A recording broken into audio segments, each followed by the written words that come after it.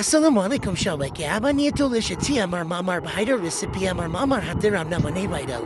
আমার মামা আজকে সাদা পোলাও রান্না করবে, সেজন্য হাঁড়িতে বেশি করে পানি নিয়ে নিয়েছে। পানির ভিতর গরম মশলা, তেজপাতা, আদা বাটা, রসুন বাটা দিয়ে ভালোভাবে মিশিয়ে নিবে।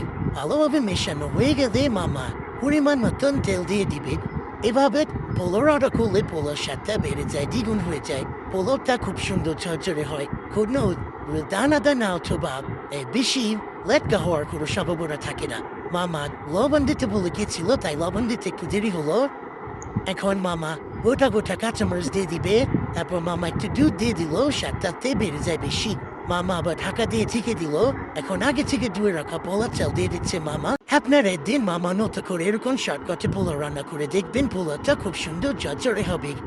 অনেক সময় দেখা যায় পোলাও রান্না করতে গেলে পানিটা একটু বেশি অথবা কম হয়ে যায়। এভাবে মেপে মেপে আপনারা পানি দিবেন, যাতে পোলাওর চাল যতটুকু দিবেন তার থেকে দ্বিগুণ পরিমাণে পানি দিবেন, তাহলে পোলাওটা খুব সুন্দর ঝরঝরে হবে।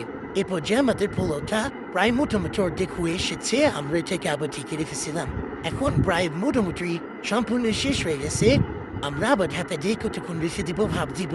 ভাপ হয়ে গেলে আমরা আপনাদের পোলাওটাকে চেটে দেখাচ্ছি কত সুন্দর হয়েছে। দেখুন, একটু আমরা দিয়ে দিয়েছিলাম, কিন্তু সেই ভিডিওটা স্কিপ হয়ে গেছে। অনেক মেহমান ছিল, তাই আমরা সব ভিডিও দেখাতে পারলাম না আপনাদেরকে। এভাবে রান্না করে দেখবেন এবং খেয়ে দেখবেন, খুব মজা হয়।